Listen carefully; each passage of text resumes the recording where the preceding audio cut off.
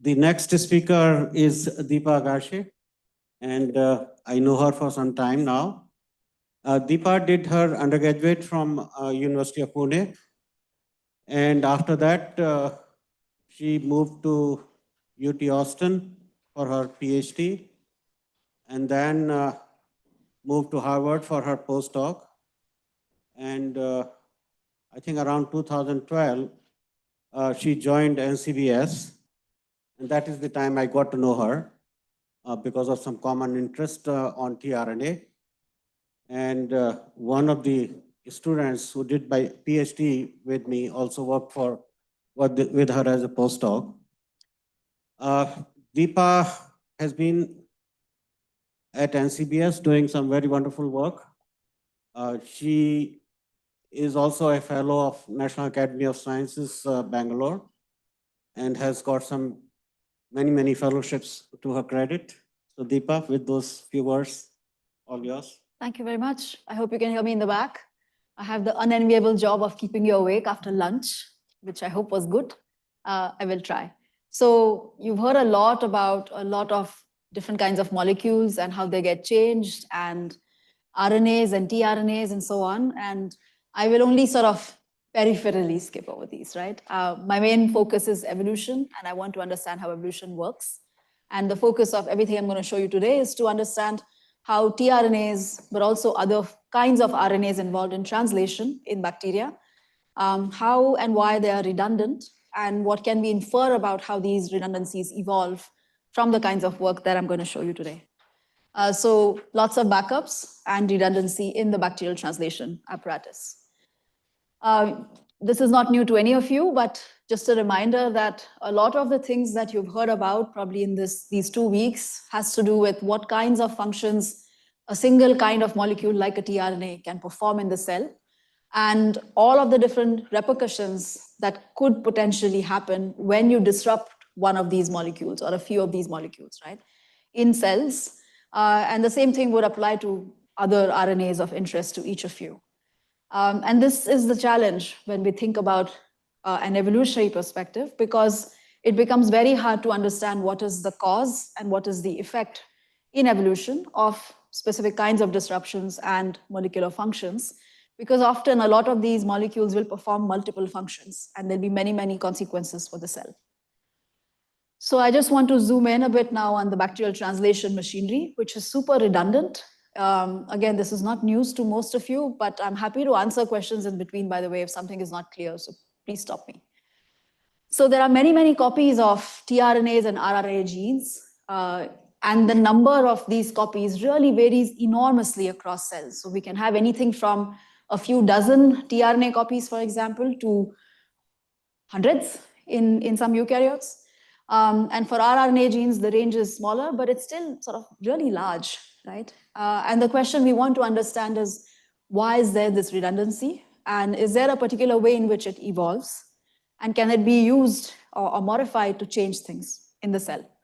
So there's a different set of tRNA molecules. Some of them can, through wobble pairing, perform similar functions.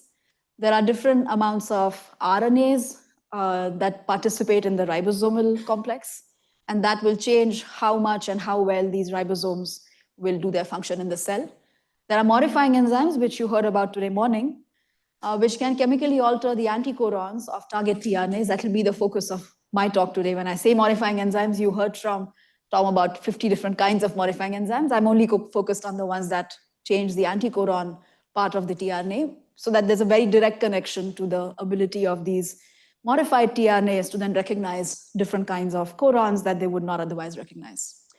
So if you imagine this is a form of functional redundancy, where in the presence of a target tRNA, which is modified by a particular modifying enzyme, this tRNA can now recognize codons that it would not be able to recognize otherwise. So these are different kinds of redundancies. And because these numbers vary so much and the amount of redundancy varies so much across species, people have been thinking a lot about this redundancy. So is there some logic to this mad divergence in redundancy? So one of the first papers that really attacked this problem in a very nice comparative framework is from Ed Rocha's lab. It's one of my favorite scientists, and this is one of my favorite papers ever. And he simply looked at generation time as a function, the number of tRNA types in cells, bacterial cells, as a function of generation time, and noted that, the ones that seem to be slow growing, this is based on lab experiments with these different bacteria, tended to have doubling times, which are longer, of course, which are higher, but they tended to have lower diversity of tRNA molecules. Whereas the ones that were growing really fast tended to have a very high diversity. Right? They had many, many more tRNA molecules and types of tRNA molecules. And then this kind of pattern has been observed by several other people as well. So there's a more recent paper which actually suggested that this kind of basic translation apparatus can serve as a very good anchor to think of lifestyle differences across bacteria. So they'll use the rRNA copy number as a way to ask, is this correlated with growth rate? And it is. So they find that the maximum growth rate is positively correlated with the number of rRNA copies. And this then also translates into tRNAs and the diversity of tRNAs and the number of tRNA copies. So here's some work that we did, again, asking similar kinds of questions, trying to in detail tease apart what's going on. So here's the rRNA copy number on the x-axis for different bacterial species. This is more than 1,000 species here. And this is the amount of selection that we estimate is operating on which codons are used, right? And as some of you probably recognize, the match between codons and specific tRNAs or the tRNA pool has some role to play, at least, in how rapidly or how accurately translation will proceed in the cell. So this is a measure of how much selection is likely acting on the codon usage bias in a particular species. And as you can see, species which are faster growing based on the rRNA gene content tend to have a bigger signature of selection for using codons which are a better match with the tRNA pool. Makes sense. We also find, recapitulating what Rocha showed, a nice positive correlation between the number of tRNA genes and the copy number of rRNAs, right? So again, faster growing cells towards the right side have more tRNAs, and these tRNAs are better matched with the codons that are being used in the genome to code different proteins. So again, several papers have sort of talked about this, thought about this a lot, and this seems to be a fairly robust pattern. But if you dive a little bit deeper into different kinds of tRNAs which encode different amino acids, so that's what we've done here in all these panels, you start seeing that not all tRNAs are responding the same way to increasing copy numbers of rRNA, right? So take this one, for example, GAA increases a lot, but AA really does not change at all. That's hardly surprising because AA is not used at all. But in cases where you do have tRNAs for multiple different kinds of tRNAs that are all going to recognize the same amino acid, you see that the response to increasing growth rates or increasing RNA copy number is not the same.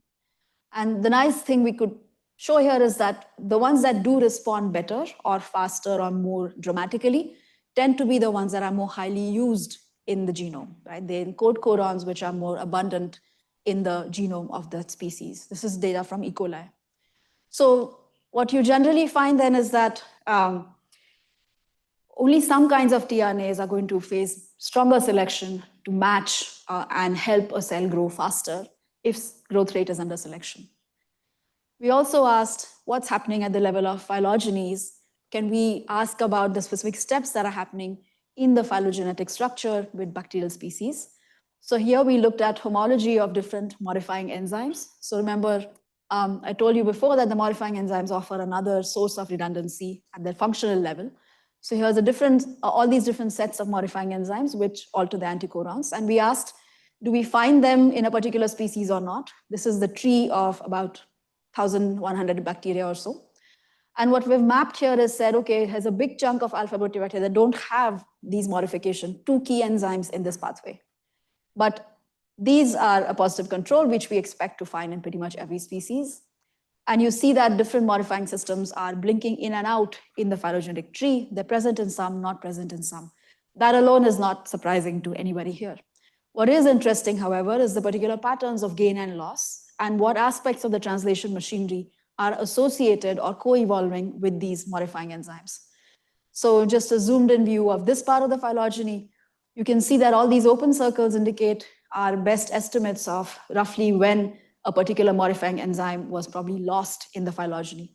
So So these are all tenericutes or formicutes, and they seem to have lost multiple different modifying enzymes during the course of evolution at some point. Does this impact tRNAs at all? So we also mapped tRNA genes along with different kinds of modifying enzyme gain or losses. So this is the same phylogenetic tree that I showed you before. On the left side, we've mapped on this tree what is the most likely order of events in terms of gain and losses of target tRNAs. These are tRNAs that are recognized by a particular modifying enzyme, right? So gains are in solid triangles and losses are in open triangles. And what you see here is generally there's a little bit less dynamics going on, right? On the right side, again, for the same tree, the non-target tRNAs that are cognate to these tRNAs are being mapped. And again, a zoomed in version to highlight the contrast here. So on the right, all these tRNAs that are not being modified by this modification system are rapidly evolving over time, right? They're gain, they're lost, they're duplicating, there's deletions. But on the left, all of the target tRNAs are very, very stable, which means that if you have a modifying enzyme and its target tRNA, they're extremely stable in the phylogeny. They don't change as much. The other tRNAs are free to evolve. And if you, each line here is one lineage. We don't know where in that branch that change happened, but somewhere it happened. That's again the most likely evolutionary model. And what this means is that there's a huge fluctuation in any given lineage's evolutionary history for any bacteria that you care about in terms of how its translational machinery has changed over time. So is this redundancy in the translation apparatus shaped by selection for rapid growth? This is what all the existing models and the hypotheses and theories suggest, all the comparative work suggests. But there was very little experimental tests of this, which is what we wanted to do with E. coli. So E. coli is a good starting point because it's one of the most redundant genomes in terms of translation apparatus. It's got gobs of tRNAs, high copy rRNAs, right? Most of the modification systems that are well studied across species, they're all there. So we can now delete pieces of this redundancy and ask what happens to its growth. It also happens to be fast growing. So we deleted some of the target tRNAs, which are the target of modifications. We deleted some of the non-target tRNAs. We expected this would not have a huge impact perhaps on the cells. We deleted some of the modifying enzymes and the modified target tRNAs. And we deleted some of the ribosomal RNA copies in E. coli. Now, many of these have been individually done by several people in the past. I'm not showing you all the references here. I'm happy to show them to you later on. But nobody had done this in one place together, which is so that we could infer a lot as I'll show you. So I'm going to show these kinds of heat maps for the next few slides. And each cell here is indicating the growth rate of a particular strain indicated at the bottom here. So this is a deletion strain where we've deleted the proline L tRNA, which has GGG as its anticodon, right? So these are the deletions we've done. Some of these are single gene deletions. Some of these are triple gene deletions. So there's 3 copies of the valine tRNA, which is being deleted. 1 copy is left behind. So there's very few backups towards the right in the genome because we've deleted 3 of 4 copies of a given tRNA. But on the left, as you go further towards the left, we expect these guys are not going to have that big an impact because there are several other backup copies in the genome which are available. What we're showing here is growth rate relative to the wild type ancestor. Blue means that the deletion that we've made is beneficial, significantly so if there's an asterisk. And deletion is deleterious as indicated by a red color, right? So what you see roughly in these data shown here is that as you get to more severe deletions where you're reducing redundancy a lot, you start seeing rather beneficial effects on the genome, right? So the cell is able to grow faster when it's lost redundancy. This is towards the right. Towards the left, you see a little bit more of where deletion is deleterious. Now, these data were all in very poor media where nutrients are going to be very limiting, and the maximum growth rate that E. coli could achieve, even wild type, is very low. As you get to better and better media, you start seeing that the tRNA deletion tends to be more deleterious. The red is increasing over here. And benefits are relatively rare. If they're there, they're very small in magnitude. So the blues are very, very faint, right? What does this mean? That redundancy is generally beneficial in rich media. You need those extra gene copies of tRNAs. But in poor media, this redundancy is not very beneficial. In fact, it's a burden right? Because when you delete those tRNA genes, the cells are actually growing faster. So in poor media, E. coli does not need these tRNA genes to be able to maintain rapid growth. Well, rapid growth that's possible in poor media. But in rich media, it really needs that redundancy. What about the joint loss of modifying enzymes and the non-target tRNAs? Now together, this should be problematic, right? Because if you lose the modification, that enzyme is no longer there to modify the target tRNA, which can functionally substitute for the non-target tRNA. So if you delete the non-target tRNA and the modifying enzyme, cells in trouble, it cannot decode a bunch of different codons. So that's what I'm showing you here. So these are two of the modifying enzymes in the CMO pathway. And if you delete them, it is generally deleterious. But if you now delete them on top of, so with proline K, which is not having any effect. Okay, so when you delete on top of these CMO A and B, if you delete a particular gene, a tRNA gene, you start seeing either a benefit or a deleterious effect like we saw before. And so anytime you have deleted ME plus the non-target tRNAs, there are significant effects which mirror what I just showed you for the tRNAs alone. But the ME and target tRNAs together are not as impactful, right? Finally, if you look at redundancy in rRNA genes, so these results have been shown before by others. If you increasingly delete more and more and more of the rRNA copies in the E. coli genome, you start seeing bigger and bigger effects. And this is really, really stark here, right? That if you lose a lot of redundancy in RNAs, in poor media like galactose or glycerol, you start seeing strong benefits of that loss of redundancy. But in poor media, it's really problematic to not have all your 7 rRNA copies in place. And you see that, again, on top of this genetic background, if we delete more tRNA genes, there's a much bigger loss in terms of fitness or bigger benefit in terms of fitness. So what this means is that redundancy in rRNA is super important. On top of it, your tRNA redundancy will be acting sort of additively, although I'm not quantifying whether it's additive here or not. Now, why do we see these costs of extra tRNAs, right? If the tRNAs are there, it shouldn't matter terribly, perhaps. So what we tested is we asked what the tRNA pools look like using a special kind of sequencing that our collaborators had developed for the bacterial work called YAMAT-seq. And what we tested here is basically how much of the total tRNA pool is being contributed to by different tRNA species. What you see here is most of the tRNA, and what we're plotting you here is in red, where that particular tRNA has a bigger contribution in poor media compared to rich media, and blue shows the otherwise. What you find is most tRNAs actually are not changing very much in terms of their relative contribution to the pool in rich versus poor media. A few of them, however, are overexpressed in poor media and a few are overexpressed in rich media. But deleting some of these tRNAs does cause a big drop in the relative contribution, even when backup copies are available.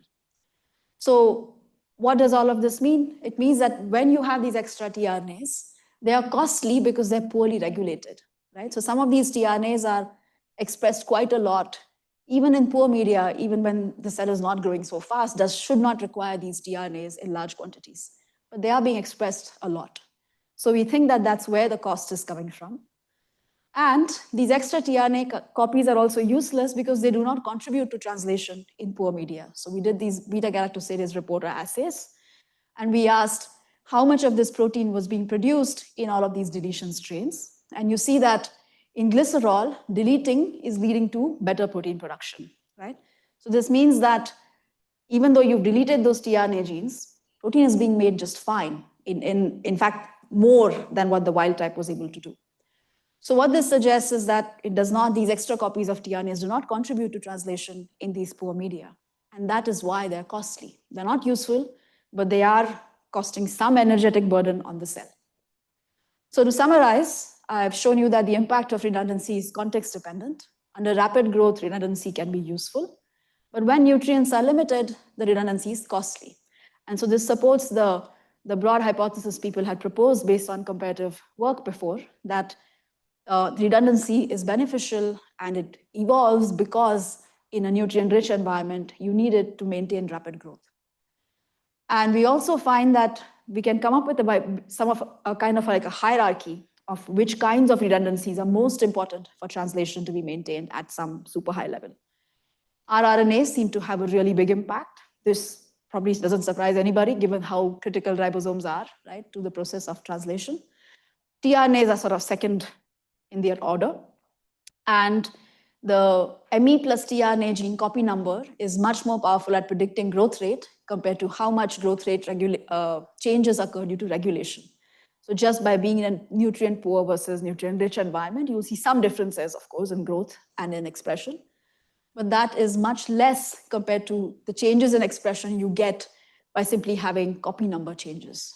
And again, this should not surprise anybody. Copy number changes can be enormous in terms of their impact on gene expression levels in tRNA pools in cells. So that's where we're at. And we propose, yes? As the main readout, but maybe the competition or the survival under stress. Yeah, you're right that could be important. It's incredibly hard to do competition for that many strains and that many media. And for E. coli, a decent chunk of its comparative fitness does come from growth rate. So in other contexts, when we've tried to measure... If we think in the evolutionary perspective, Sorry, is it what? with the context of phylogeny, like multiple bacteria and all, with the co-evolution context, will the competition have a major selection pressure or the growth? I'm saying that growth is an important aspect of competitive fitness as well. They're not always correlated, but they are very well correlated for fast-growing bacteria for sure. For slow-growing bacteria, which, for example, are much more specialized for starvation, resistance, persistence, and so on, there it may not be a good indicator, perhaps. But for fast-growing species, usually we find that there's a correlation. They don't exactly match, but yeah. It'd be nice to have competitive data, but yeah, not feasible logistically to do. Any other questions so far? I was just wondering, this abundance could be for some function of tRNA which we don't know. The abundance of tRNA could simply be for an auxiliary function. That's why you don't see so much importance when you delete it, but it could be participating in some other function which we don't know. Well, no. So in this case, actually, most of them do show an effect, but in different media. Right. But in media where it's not showing also, it may have an alternate. It could have some functions, but I guess my contention from these data for something like E. coli is that it's the translation which is the big selective pressure.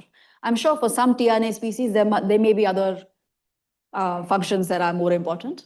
But broadly and across bacterial species, I would think that translation rate and accuracy would be the most important. Yeah. Did you measure translation in any of these strain? Translation rates with reporters or something? Yeah. Not rates. Oh, actually, we did, I think, measure for a small subset of them to validate the YAMAT sequencing data that we had. Just to show that the tRNA deletion is actually causing. That, yes.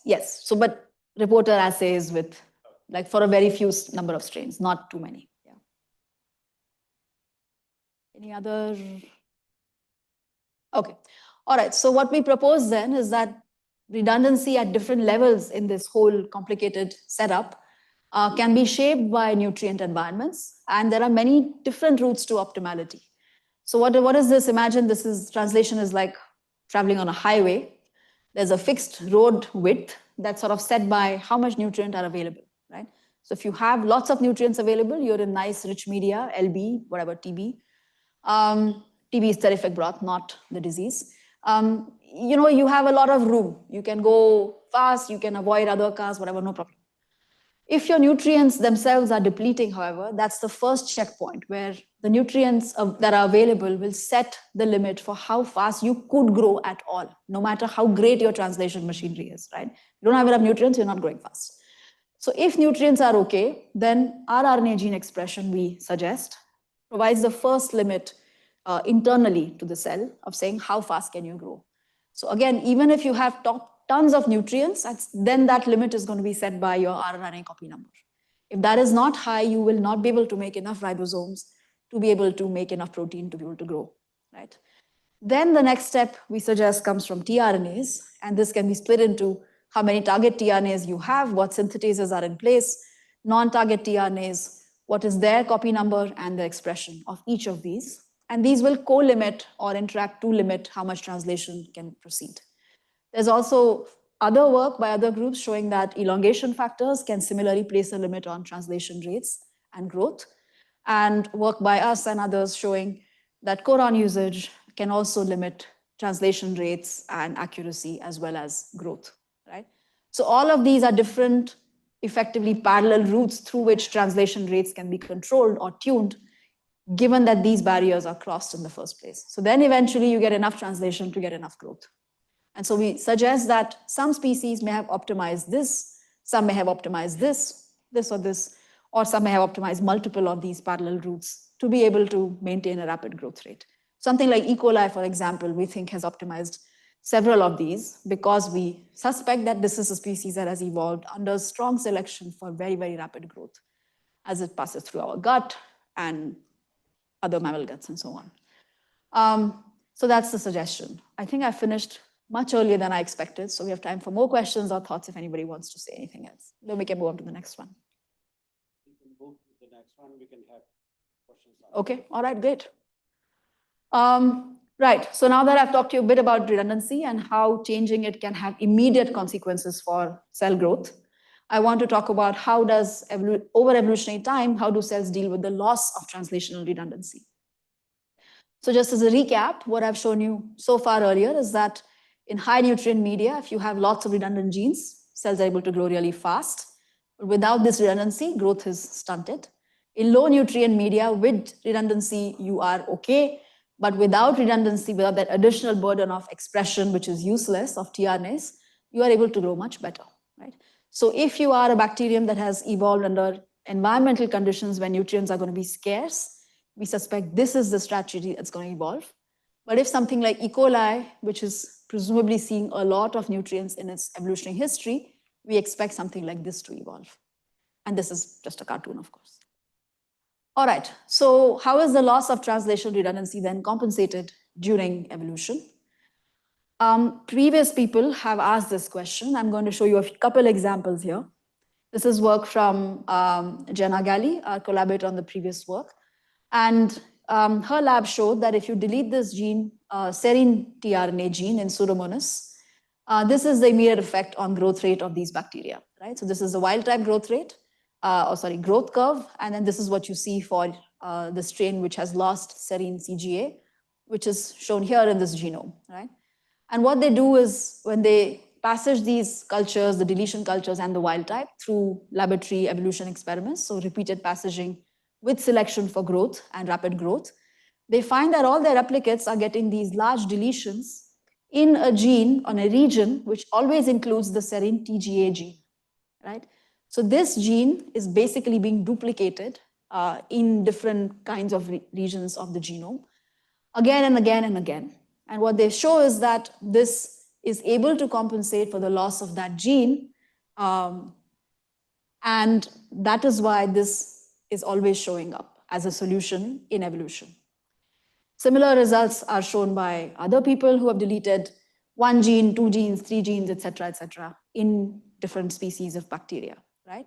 So large deletions in the genome seem to occur often as a rescue, not just in bacteria, but also in yeast studies where, again, people deleted some tRNA genes, asked how these yeast evolved, and many times they just duplicated the nice copy which existed or the near cognate copy, and that's how they got past this.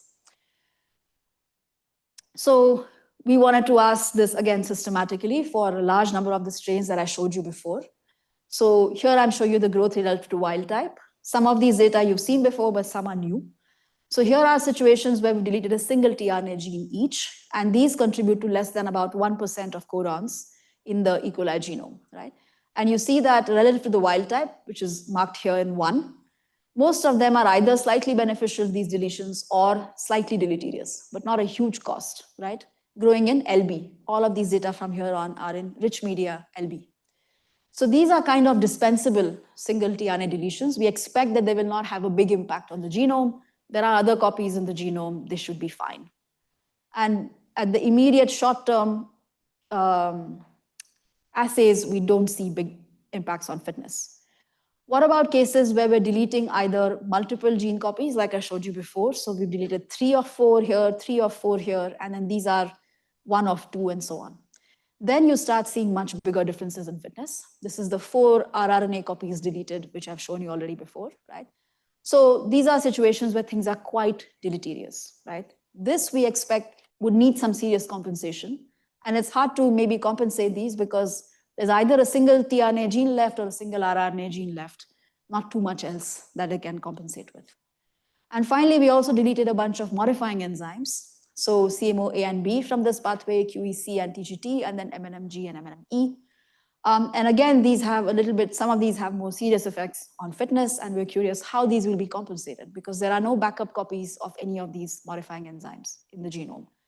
So we then evolved these different strains in the lab.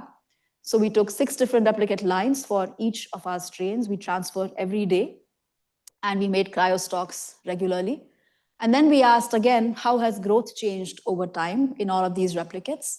And the plots I'm going to show you next will show growth rate data as follows. There'll be a dashed line that shows where the wild type ancestor was, which has its full redundancy is intact. The first time point will show you what was the fitness effect of deleting the tRNAs or RNAs or MEs that we deleted in the beginning. So that's the ancestor from which these strains started. And then all the different replicates are shown how they change over time, right? And each of these comes from several technical replicates that we measure growth rates for in a microwell plate. So here's some of the data for minimal effect loss. So this is, remember, prediction that we predicted earlier that these should not be that problematic to lose for the cell. And indeed, what you find is over some 200 odd generations of growth, you don't see that their fitness is changing much, even though each of them is missing one copy of one tRNA, right? So in terms of growth rate, in terms of fitness, they really don't change much at all of these guys. What about their genomes? So when we sequence pooled DNA at the end of these experiments for all 6 lines, here's what you see. Let me orient you to what's going on here. So this sort of traffic signal way of showing this shows that how much has wild type, has fitness of the ancestor changed with respect to wild type. If it's green, it means it's gotten better than wild type during evolution. If it's red, it means it's actually gotten worse than the wild type across the course of evolution. So here, for example, some of these strains have become a bit worse. Some are okay, fine, not very different, and so on, right? And then each of these cells shows you the frequency of evolved alleles that we're able to find. These are single nucleotide changes that in the genome of these bugs. And when they're gray, that means that these mutations, these genes were also mutated in the wild type, right? What does that mean? That whatever response was going on in the wild type probably has nothing to do with, translation, right? Because we didn't mess with the wild type. The wild type is probably just adapting a little bit to the lab conditions or to the experimental regime. So the gray ones are less likely to be actually useful mutations that are adaptive for dealing with the loss of redundancy. The ones in black may actually be more relevant to understand what's going on if there's any adaptation. And what you see largely is that there are very lower frequency mutations, right? What does that mean? That those alleles that showed up, they're most likely neutral or maybe mildly beneficial at best. They're not really adaptive mutations. And that also is not surprising because, as I showed you before, these populations really did not increase their fitness or growth rate much at all in the course of evolution, right? So not much changed phenotypically and not much changed genomically either. This is, even though this was kind of expected, I'm still surprised that that deletion of that one tRNA gene, they don't seem to care, right? So if you lose a little bit of redundancy, even in rich media, I would expect something to change over time, right? Otherwise, there would be no increases in these tRNA gene copies in natural populations. Maybe over a very long time period, some fitness costs might become obvious and we might see differences, but we don't see them at this time scale. What about the larger effect losses that I showed you before? So here are Phi-U, Phi-V, for example, and so on, and these triple deletions. They start off being quite bad compared to the wild type, right? And then some of them do become better, some of the replicates and in some cases, all of the replicates. How do they achieve this? So I focus first on this case, which is an interesting one because 3 of these genes have been lost and they seem to adapt really, really fast, right? This is 40 days or so, which means just 3 or 4 days of 40 generations or so. Just 3-4 days of evolution in the lab, and everybody's already getting much better. So what's going on there? So again, we sequence these populations at the end, and we don't see too many SNPs that seem interesting, right? All of the populations have super high fitness at this point, but nothing really stands out as being a mutation or a set of gene that is mutated again and again, that has a high frequency. These are all very low frequency mutations, right? Barely 20% of the population. Okay, what about specific isolates? Is there substantial heterogeneity? So we took isolates from this 4-day time point. So this is, by the way, a repeat of that evolution. This is just 4 days of evolution. We want to be sure that this is actually repeatable. So it happened again. And we took a bunch of clones from that time point to ask, what is each clone doing? Is this mess occurring because everybody has their own way of dealing with this problem? So when we look at the clones and their relative fitness, it is indeed all over the place. This is the initial growth rate, and this is the final growth rate relative to the wild type. But every isolate and every replicate line is doing its own thing. And then even at the level of the genome sequencing, same issue, right? So basically, there is no evolved mutation that seems to suggest anything adaptive has happened in any of these lines. And yet they have undoubtedly adapted. So the best thing we can think of is maybe these are all expression level changes.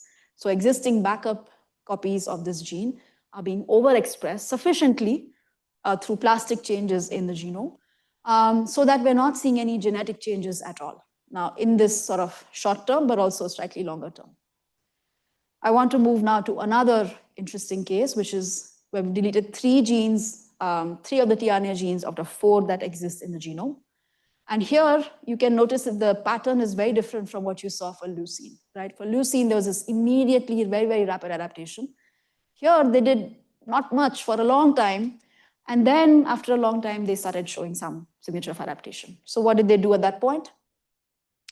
So here in the genome, we find duplications again. Have I been saying deletions this whole time in the earlier study as well? Okay, duplication is what I meant.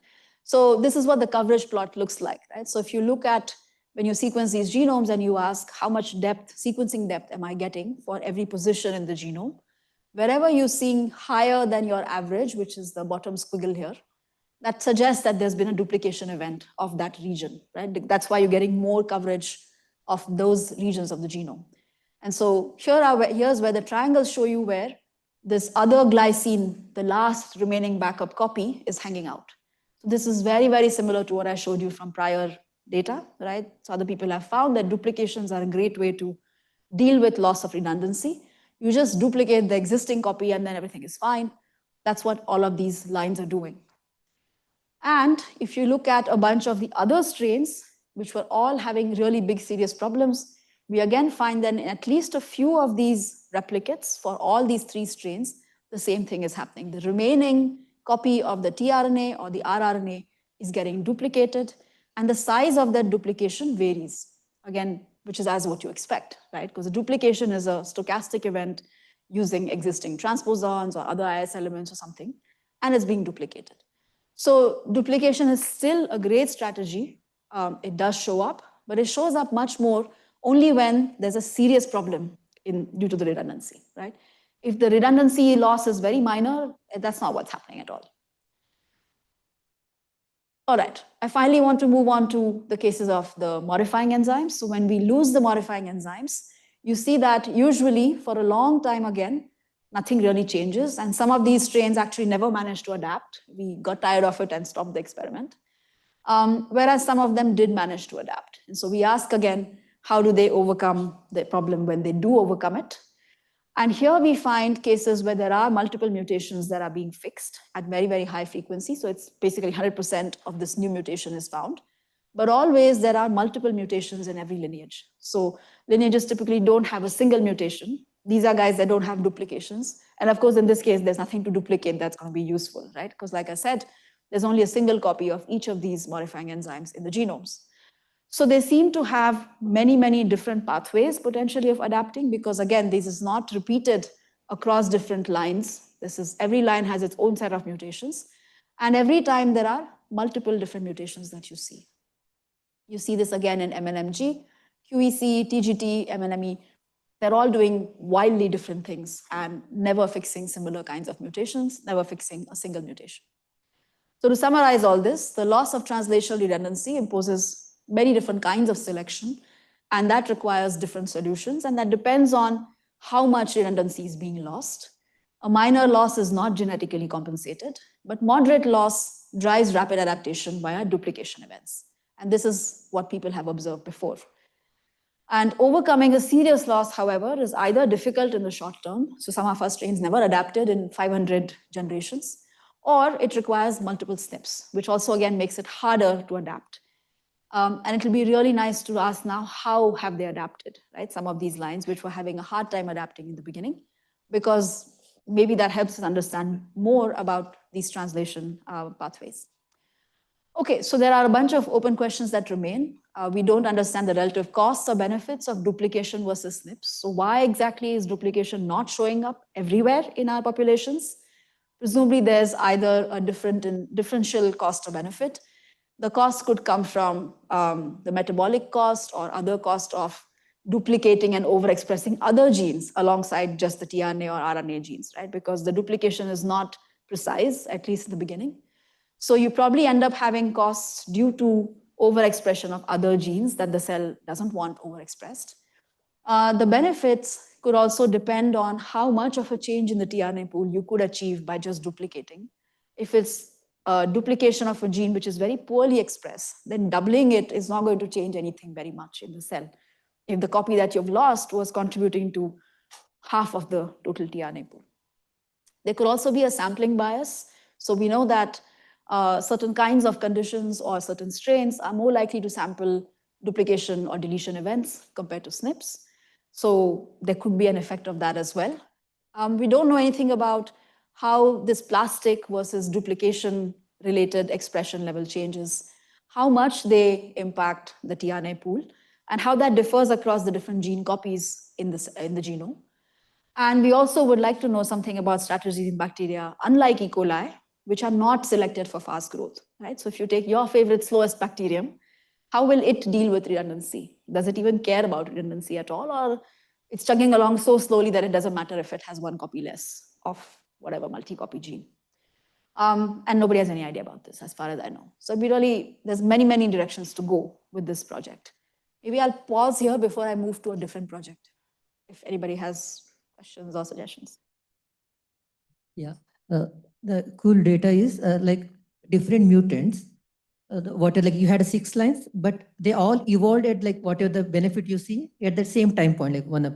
That was surprising. Like if they were parallelly something happening, yeah, you would expect them to be randomly getting a benefit, no? Yeah.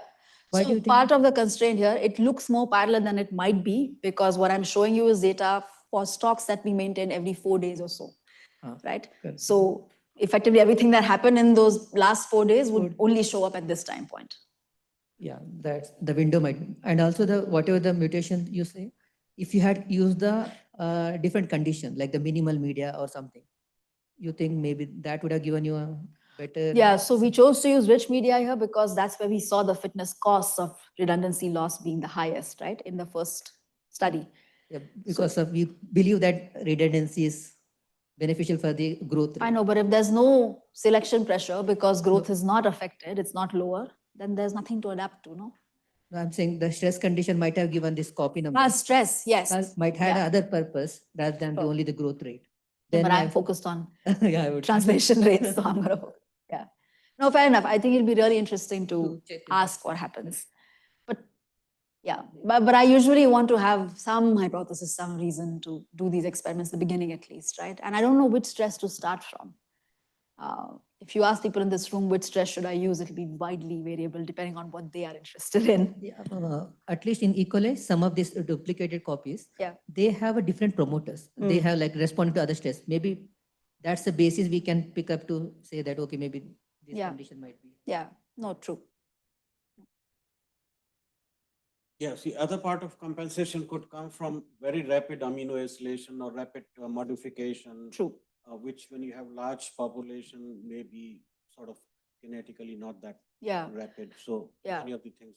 Yeah. We see something. So we didn't see that. Yeah. So of course, one of the first things we looked for modifying enzymes or, any of the acylation, none of that seems to be changing in most cases. Maybe there's 1 or 2 cases where something interesting like that is happening. So whatever is happening seems to be much more sort of random global level changes that are not focused on translation directly. But I don't have a good answer for how. We see something similar Mm. for initiator TRNAs as well, as you know that. Yeah. So, are there any other questions? Very short genomes like mycoplasma. That's a good point, yeah. Yeah. You mean in an evolution experiment? Not evolution experiment No. in general. Like if you look at the redundancy, do Yeah. they have the redundancy or? No, they Have they have lost? very little redundancy. Actually, Even MTP doesn't have. Yeah, so that was part of the initial comparative data set where we had a bunch of these reduced genomes as part of our phylogeny. And yeah, they don't have So redundancy. is there any anti-correlation between virulence versus redundancy? I have not tried looking for it. Oh, One thing you see in the large diversity in E. coli itself, in many of their genomes, as you know, many of these pan genome versus core genome, so much expansion, and new genomic islands gets inserted around the tRNA locus. Mhm. And in some cases, if I'm not mistaken, IS elements disrupt the tRNAs. Mhm.